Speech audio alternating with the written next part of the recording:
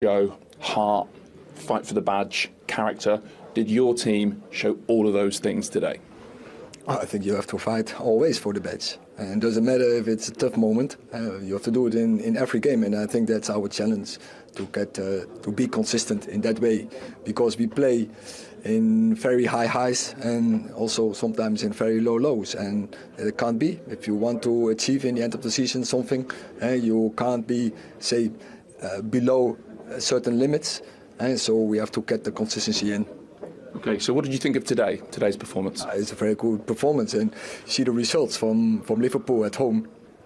And when you then get away with a clean sheet, I think we defended as a team so good. We almost didn't allow them any chance, especially not from open play. Some from set plays we had, so I think we did it brilliant. And then what you wish is, and that is what we have to add to our game, more often from ball regains, get 2, 3, 4 passes in, and then you can really hurt them. And now we got that by the end in the second half with a very good chance from Garnacho, even a better chance with Rasmus Højlund, the one-on-one, and then you can even take the points from here. But we are pleased with the performance, and I must say I was very pleased with the performance of the team. Yeah, I mean, there's an argument, you mentioned it there, that Højlund's chance is the best chance of the match, isn't there? It is, and you know it will come, but first you have to believe that. And so for a couple of weeks ago we were on the same point against Newcastle United, but then we allowed them to score a goal. Because we, in one moment, we lose focus, we're switching off. But so today, this is really huge. So that is what the team has to take from it. Never switch off, keep the discipline, and if you do that, and then you can even win the game. You had a couple of new partnerships out there today in key areas, at centre-back and in midfield as well. So how did those guys do? I think very well. Rafa Varane, Johnny Evans, they played a brilliant game. I don't think they played ever together apart from training, but yeah, they know, and you see they are very experienced. And also Manu and Amrabat in midfield as well. But I would say about the individual performance, but communication is so important there. And of course also in the midfield, Amrabat and Kobbie Mainoo, I think both they did also very good. Yeah, I mean, tell us about Mainoo. You've trusted him now, 18 years old, in 3 big away games. What does he have as a player? He has some calmness and composure, and I said before, his biggest qualities is his scanning. But he has also very good physical, and of course he's young and he will adjust to the game and the tempo, intensity of the Premier League. I'm sure that will go very quickly, and then we will get even more joy from him because he is capable of to get those 2, 3, 4 passes to make that happen, and then you can really hurt an opponent. What do you think your team have shown today after the week you've had, the injury list you've got going out of Europe, with all those things, all those negatives, to come out and, like you say, maybe it wasn't a perfect performance, but to fight like that, what does it show? No, I think football's never perfect, but the way we defended, it was almost perfect, I would say. And when we make a mistake, there was always a teammate to sort it out, to support each other, and to cover each other. And so I think that's the big win from today. But we have to keep this, and we have to bring this in every game. Yeah, I mean, as you sort of say that, does it show that the team are fighting for each other and also fighting for you? Yeah, but I think always you have to fight for the badge, of course, for each other, because we know it's at Man United is always the same. It's we against the rest. Okay. And just lastly, the red card at the end for Dalot. We're told 2 yellows for dissent. What have you been told? What do you make of it? You judge it, so I leave it with you. Okay, you don't want to go into it? So I leave it with you. Well, Jürgen, you said it would be tough. It was tough. How did you see the game? Oh, a lot of good things. Like, the one thing I don't like is the result. We should have scored. We had the opportunities. We should have had more opportunities. We should have had more clear-cut chances. We were a bit in a rush in moments, but what I like a lot is the intensity of the game, the way we started into the game. I think everybody saw that we really wanted. counter-pressing was probably the best since this group is together. We didn't let them out in the first half. That was a bit more. They had 1 or 2 chances in the second half where we needed Ali. But besides that, can't remember such a dominant performance against Man United. Even the 7-0, they were more in the game. But now it's 0-0. Probably they feel slightly better than us. For us, it's just take the point and keep going. You said beforehand that the counter-press would be key and that Man United would be compact. Was it the type of game you expected? Yeah, absolutely. If we play like this, then it's difficult for the opposite team to get out of their own half. And the thing is, we had a few shots from distance. It's always clear when you score the goals we scored against Fulham. I knew in that moment already there will be a day when we think maybe we should have passed once or twice more. Today we oversaw a couple of overlaps. We oversaw square balls. The way United defended was obviously not perfectly now organized, or that was with a lot of passion. A team defends with passion. They fly in everything you do, then you produce. And in these moments, if you then, with all the intensity you put in, if you then can calm down and see the free player who was definitely there, we would have scored. So if you don't score, if you score, then it changes just the dynamic of the game, because they were not here to lose the game. Then they open up a little bit, then they take more risk maybe. In that moment, the things change. But because of the situation they are in, it's just nothing changed. They threw everything in, and in the end, it's a 0-0. And that's it. Tell us about how you tried to affect the match from the sideline. Made a double change around about the hour, which also seemed to involve Trent going into midfield, Salah up top. Then a bit later, Jones and Elliott came on. So what are you trying to impact there? Well, when you play against a team who's obviously man marking in a lot of areas of the pitch, then each little tactical change can have an influence. Having then all of a sudden, for example, Joey immediately there for the proper right wing, moving more inside, together with Darwin first, and having Cody in the half space. Then Harvey on 10, Curtis in the end came then for more or less for the half left space to free Costi on that side. So that all can have an effect. On a brilliant day it has an effect, and probably had today an effect, just not exactly the one we wanted, because you could see all of a sudden, because now our organization was not 100% clear anymore for the players. They had all of a sudden they had a build-up, which they didn't have before. They just had a long build-up, also Onana and then long. All of a sudden they found Amrabat and these kind of things, and that gives you then some other things to sort. But I thought the boys played a really, really good game. If we score a goal, this game would have been absolutely brilliant, but we don't, and so now we have to take that. In the lead up to the match, from us, not from you, I have to say, there was a lot of talk, obviously, 7-0 last time, Manchester United are not in good form, Liverpool will run all over them. Do you think your team dealt well with that? Yeah, the mood around the match, the expectation? I think you overestimate your influence slightly. We couldn't be bothered about what you say, to be honest. I would recommend it pretty much for everybody not being bothered, because it's just you take it and it's like we have nothing to do with what's said around. So we knew that it will be difficult. I realized or recognized what you all, whoever, said, that only helps United. Nobody else. So why should we listen to that? That was not our problem today. That they are fired up. I can't remember a game when they came here and were just a white flag and showing see you later. That doesn't happen. We had other games where we scored for last year, 42nd minute. Probably the year before, I don't know exactly, when we won with a high result as well. It was a counter-attack. These kind of situations, we used them. So there was a pass from Mo for Luis Diaz, and he was there and put the ball in. So these moments would have been possible today as well.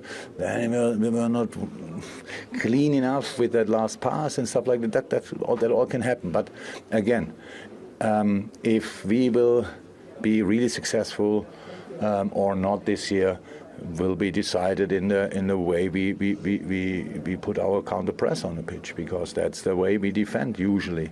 That was not that great yet. Today I liked it a lot.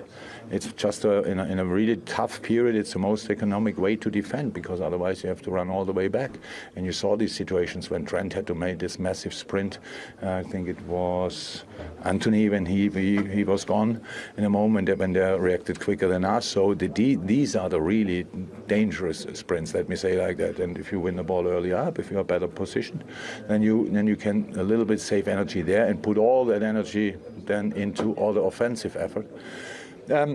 Again, I know it's a 0-0 and nobody is now really happy, but that's how it is with football sometimes. We tried everything. I saw that 100%. The numbers we created, like the fitness, I'm not sure we ever had these kind of numbers. So the finishes, at least what is 34, 35, something like that, is crazy. But it says as well, we have that amount of chances, then there should be a few more on target. And that was our fault today, obviously, but not willingly. It just happened, and now we will go from here. Thank you. You're welcome. Thank you. Managed to break Manchester United down. As you can see, Jamie Carragher and Gary Neville have joined us. It was a difficult afternoon for you back in March. So how are you feeling today about that? Yeah, I mean, I'm surprised that it's a draw. I didn't think Manchester United had a clean sheet in them. I didn't think they had a defensive performance like that in them. I think Liverpool were well below par. I mean, I know you can sort of look at stats all you like, but Liverpool were so scruffy and clumsy in the final third that, you know, Manchester United grew in the game. Jurgen Klopp has just spoken there about a dominant performance, and Liverpool was still the better team. I actually thought they could have lost it. I actually thought, you know, Jurgen Klopp gets his substitutions right 99 times out of 100, but today I think his first set of substitutions just caused him a problem when they went to that 4-2-4 with Endo and Trent Alexander-Arnold in midfield. United had 2 or 3 dangerous counter-attacks with good chances, the Garnacho and Højlund one, and obviously had to correct it then, and he ended up then with a little bit of an imbalance with Jones on the left and Salah was up front and Gakpo on the right. So it was a bit of an awkward watch for Liverpool, I think, today. The atmosphere was the worst I've seen Anfield ever in a Liverpool-Manchester United game, and I've always been complimentary of Liverpool fans. It's the biggest crowd they've had here in 60, 70 years, but it's the quietest crowd I've seen in this game, and I don't know what was up today. I think there was maybe a little bit of overconfidence before the game, people wearing sort of Christmas jumpers with 7-0 on and stuff like that. No, but what I'm saying to you is I think when you're in that sort of feeling all week, some of the players have been left behind off a European trip. All the noise around Manchester United are going to get destroyed at Anfield. It just sometimes maybe seeps into you sort of a little bit, and it may be a little bit of that into the crowd and maybe a bit of that onto the pitch. They still should have won the game, Liverpool. United didn't play well, but they just were off it, Liverpool, and slightly under par. Do you think it was a factor, overconfidence? I think so, a little bit, maybe. I think maybe even from the crowd as well. I mean, don't forget Liverpool in the first sort of 4 or 5 minutes, that was almost the best that they showed throughout the game. The crowd were right up for it then. I think it was almost this feeling, not that just that they blow Manchester United away, but it's let's get the early goal and then we go on and really almost give it to them, if you like. But the big thing was trying to get 3 points. That was the most important thing. But yeah, and I think also the frustration that kicked him with the play. So it might not just be in the crowd, which, hang on, you've been critical of that, but it's almost understandable. It's not just the 7-0, it's the 5-0 at Old Trafford. There was the 4-0 a few years ago as well here. So it's happened quite a few times. But it just felt, I felt with Liverpool have got some real quality players on the pitch, and some of the decision-making was so poor. And the only thing you can put that down to is frustration. The fact that they weren't in front, or they weren't getting goals, and it wasn't as easy as maybe they thought it would be, because, I mean, people, you're saying 34 shots. I mean, does a shot count if the fella's 2 yards away from you kicking at his legs? I mean, it felt like there must have been 7 or 8 of them, you know, where a player's just coming inside and he's thinking, I'm going to have a shot. And it's just, you know, ridiculous decisions they took at times. Did you feel they did enough to win the game, Dan? Liverpool's best chances, where should they have been doing better with these? This is the Trent one, first of all. Well, I think they didn't really create clear-cut chances where, you know, you're running through one-on-one or things like that. It was mainly shots at range or little... This one's a great shot from Trent. Of course, if he hits the target there, it's in the back of the net because the keeper doesn't move. You expect him to, don't you, with his quality? With his quality, yes, but he's tried the reverse and the angle's not perfect for him.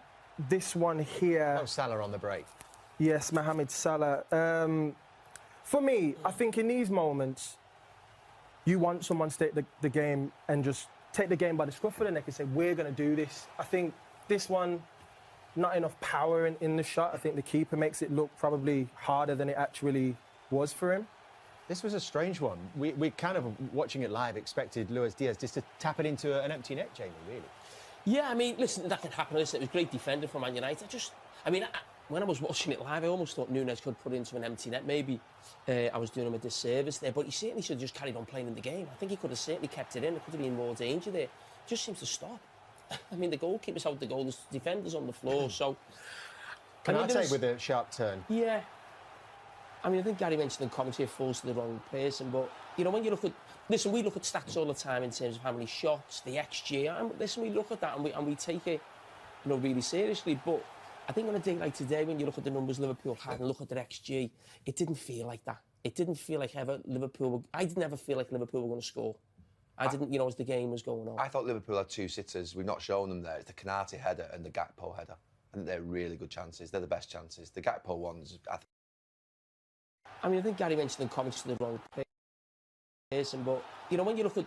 Listen, we look at stats all the time in terms of how many shots, the XG, and listen, we look at that and we take it, you know, really seriously, but I think on a day like today, when you look at the numbers Liverpool had and look at their XG, it didn't feel like that. It didn't feel like I didn't ever feel like Liverpool were going to score. I didn't, you know, as the game was going on. I thought Liverpool had two sitters. We've not shown them there. It's the Canate header and the Gakpo header. I think they're really good chances. They're the best chances. The Gakpo ones,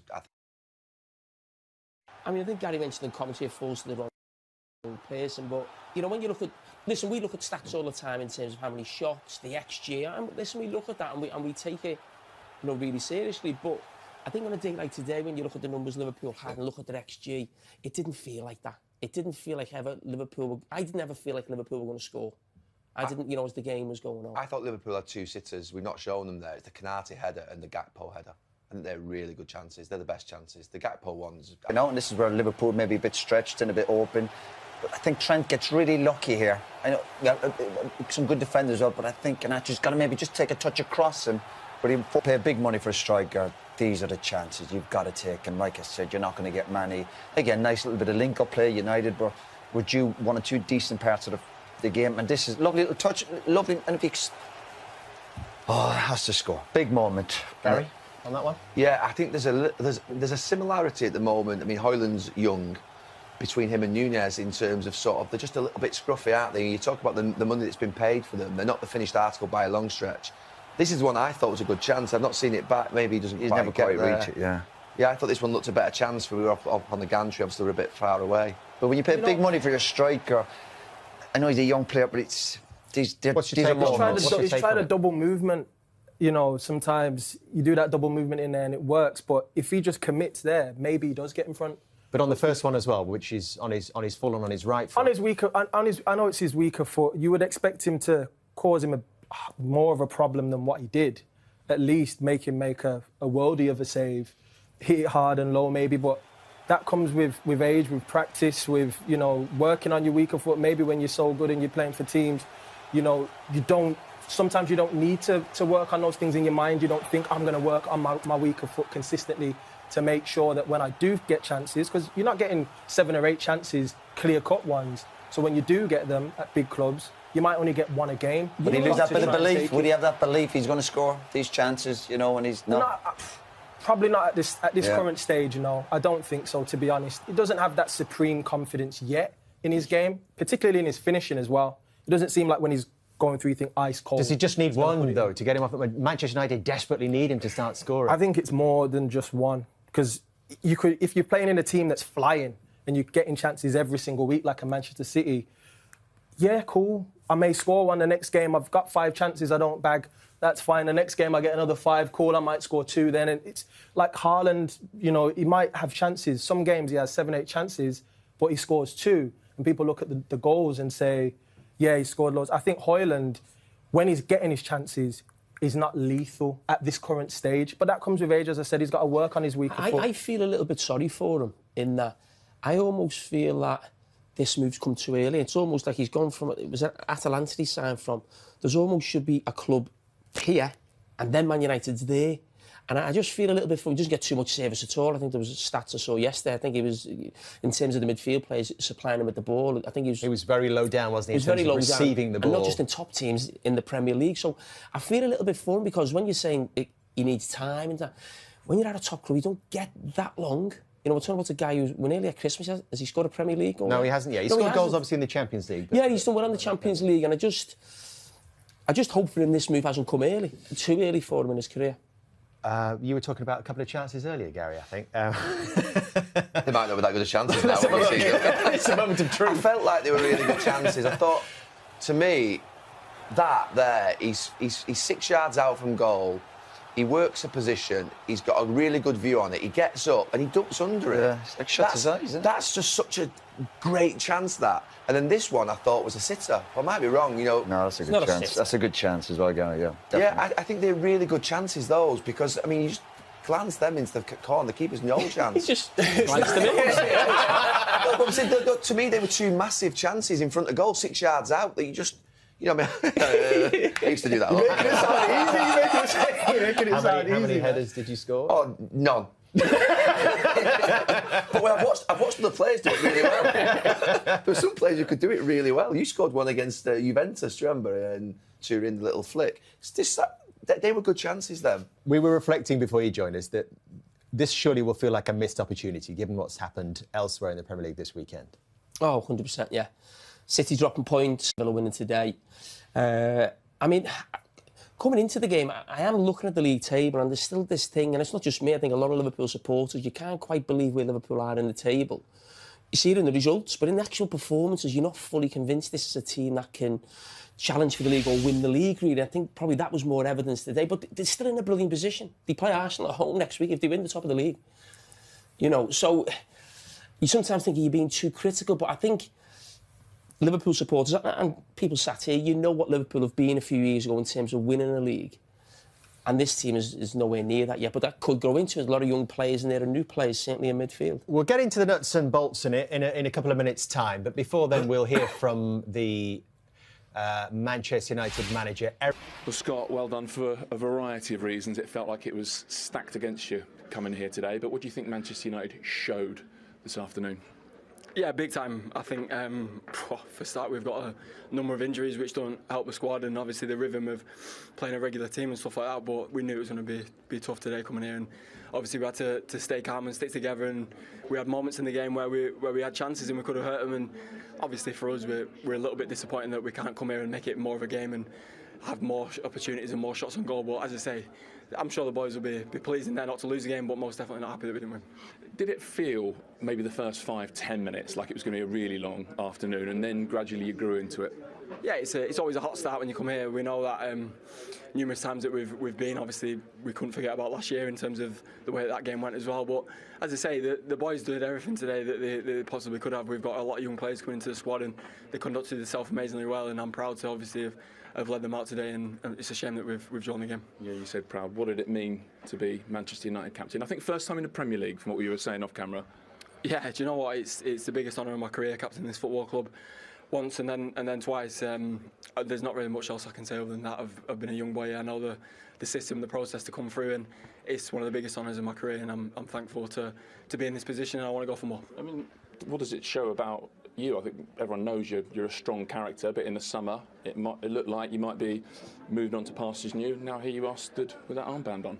You never know in football. There's always things that can happen. There's speculation that comes and goes. But as I say for myself, just as long as I've got a clear mind and I do my best whenever I go on the football pitch with no excuses that come with it. I don't really care what anyone else says or what anyone else thinks about me. I just want to play well for this football club, and that's final. Your idea at the coin toss to spin them round and make them attack the Kop first half? What's the thinking?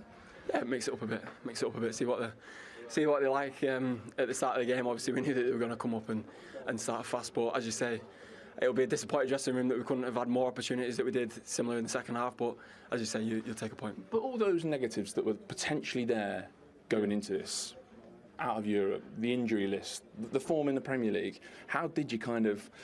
It's almost like you gathered all that together and turned it into a positive.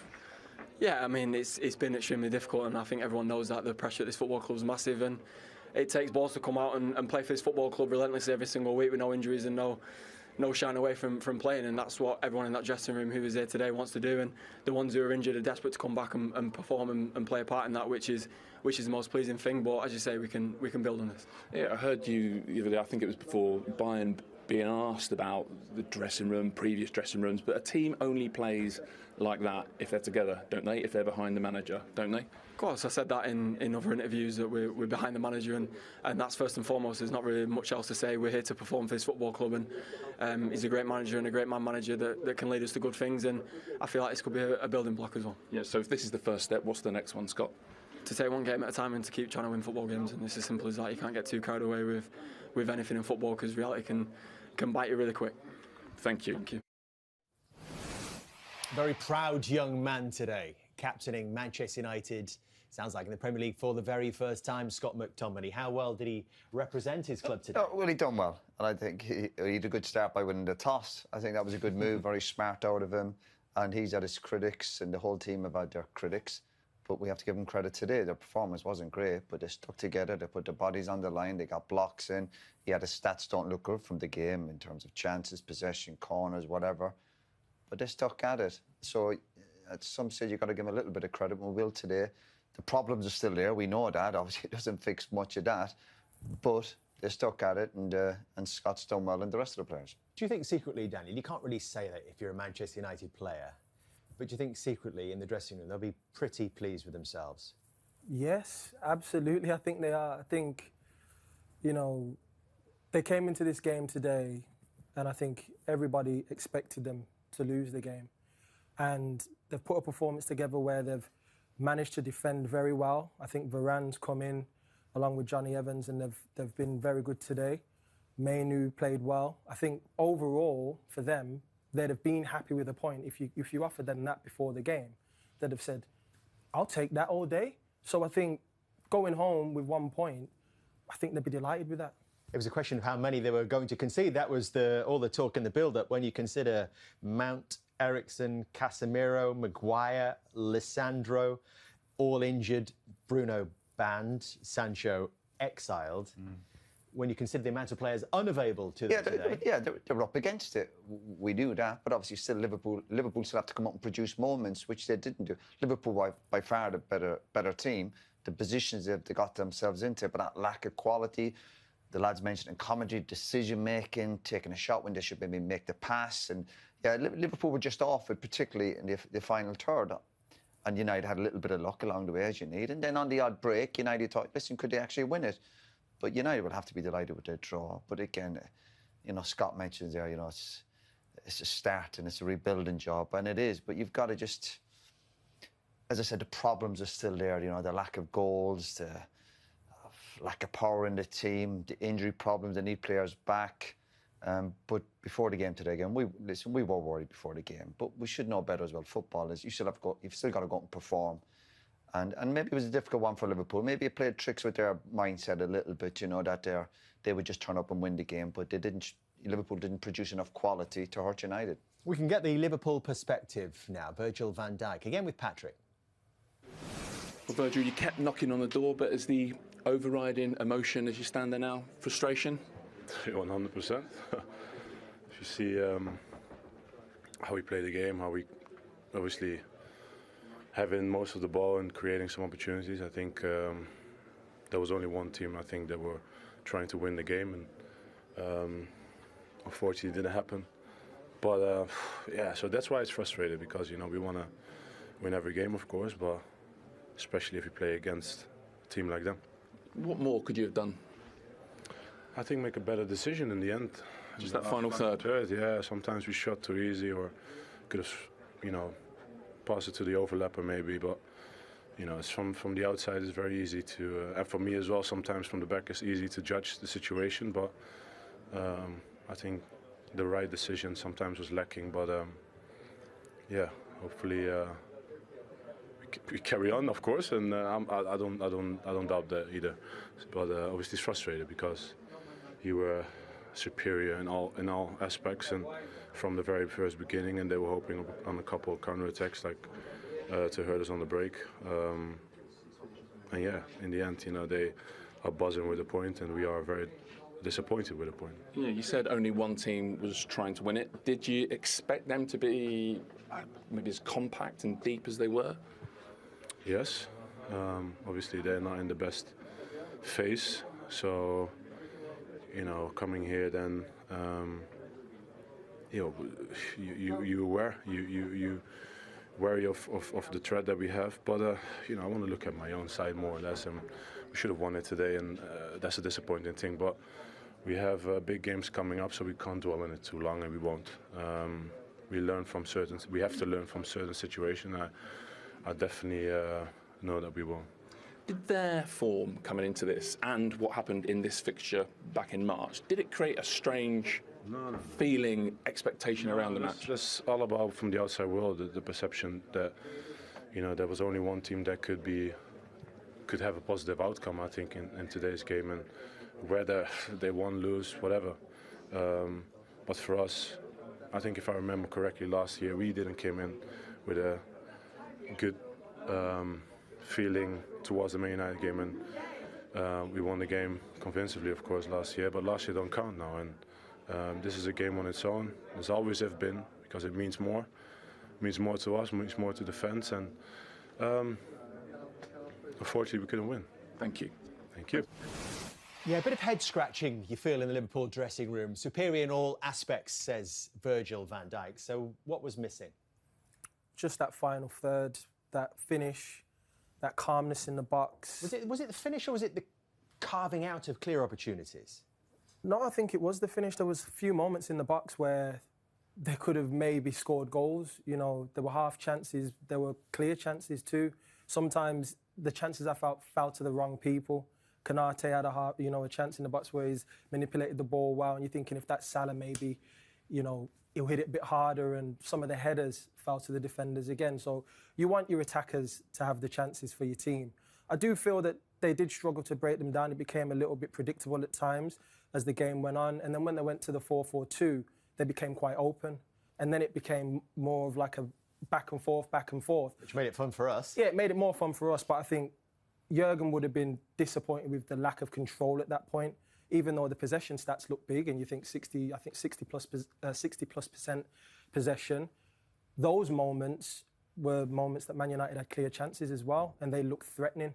So I think the key for Liverpool, what they should have done, was maybe just consistently, maybe stay with the 4-3-3, make some changes in there, and then try and break them down. But it got out of hand a little bit, and then they went back to the 4-3-3, and it was a little bit too late. Will they view this, bearing in mind what we spoke about right at the start of the day, Roy? Do you think Liverpool will view this as a missed opportunity? Yeah, I think so. Obviously, we heard Van Dijk speaking there. Obviously, a lot of arrogance coming out of him, dishing United like that.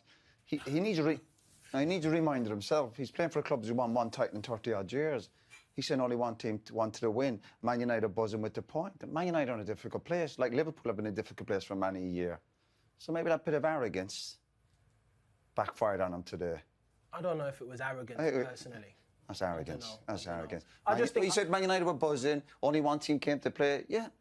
Listen, I've come to many times here when I was at United, when Liverpool in a tough place, and they were happy with a draw. Yeah, United will take them up. But I think to dish them like that, saying, oh, they're buzzing, only one team wanted to win. United had one or two chances, United are up against it. And sometimes players need a reminder when they're playing for clubs like Liverpool, and everyone's saying Man United are this and that. Yeah, United are in a bad place, but for many a year, Man United were in a good place. And you wouldn't be disrespecting clubs like he is. I think he's not disrespecting a club. I think he's disappointed at how Liverpool have performed. Looking at the stats, looking at the way in which they controlled the game, I think he's thinking, well, if they had a higher line, if they had tried to maybe break us down, maybe we could have had counter-attacks. There weren't many counter-attacks for Liverpool today. It was mainly them controlling the game, trying to break United down. There were moments there where there were like 8-9 people in a line on the edge of the box. So we're talking That's about... Arrogance. It's not arrogance for me. 34 shots. I don't think it's arrogance. It's just frustration. I don't think it's arrogance. Yeah, it is frustration, but it's tone when he's talking about Man United. As if they turn up and beat Man United. Well, listen, we were all expecting the worst, yeah. But you still have to go out and do it. That's what great teams do. And that's what teams who win championships every year do. The Man Cities or the Man United or the Liverpool of the 80s. He's got to remember where he's coming from. Yeah. Am I right? Liverpool once in 30-odd years they've won the league. 1 in 33. Right. He needs a reminder himself. Because sometimes you do get carried away yourself. Oh, we should be turning up and beat Man United. As I said, I can only go back on my own experience. We played Liverpool many a time when Liverpool was struggling. And Liverpool would take a draw and they'd be happy. I've come here and took a draw and be happy. But you wouldn't be slagging the team off going on. What would you want him to say, Roy? What would you want him to say? Would you want him to say, Don't I'm happy, I'm happy with a point against Man United, who at this present moment aren't performing at the same level we are? I don't think he's disrespecting Man United saying they're miles off the pace, the club's nowhere near it. He's saying... They're buzzing with the draw. There's only one team we wanted to come and win. We're at home. We expected to come here today and try and get a result. We expected them to come here with the notion of trying to win the game. I'm not saying Manchester United went out there and said, we're not trying to win today. But you find different ways to win a football match. Just because you had 30-odd shots or loads of possession and corners, that doesn't win your football matches. We've watched many a game here where a team would get one chance to score and we said, listen, they were clinical. And United had one or two chances towards the end. Do you think they showed ambition, Manchester United, today? No, I just thought they were under huge pressure and they sat in and they played to the kind of the strengths they had today. It wasn't great to watch Man United today, but like we said before the game, if you offered United a draw, they would have been delighted with it. And Liverpool would have been disappointed. But also arrogance comes into football, and it can happen where you go away where you're disappointed with a draw, but sometimes you have to go back and go, you have to take the draws. You can't win every game of football. Even if you have all these chances, the bottom line is, the most important stat is the scoreline. Every week we get stats thrown at us, possession. It's about putting the ball in the back of the net. That's why the strikers are vital. That's why they get all the big bucks. You've got to put the ball in the back of the net. So wherever but Man United buzzing or Man United this, Liverpool had opportunities and they didn't take them. That's their own fault. Nothing to do with Manchester United or the way Manchester United set up or Man United injuries or whatever it might be. And as I said, I've played Liverpool many a time, and let me tell you, they were pretty pleased with a draw. And you give them, you say, well, listen, fair play, no problem. So this idea, I didn't like his... I didn't like his message there. You just didn't like it. I'm telling you. You felt like he dissed Man United. No, he That's did. what it is, right? Oh, he did. That's got you a little bit. Yeah, I think he's out of order. But listen, that's just... I don't think he did. I don't think he dissed Man United. I think there's a level of respect there. I think there's respect. I think every footballer around the world has respect but we can for Manchester United. I'm not going to say dissing them. I just think he's disappointed that Liverpool didn't go out there today and do what they thought they would be able to do. It didn't work out for them. They tried their best. They couldn't break them down. Man United got a result.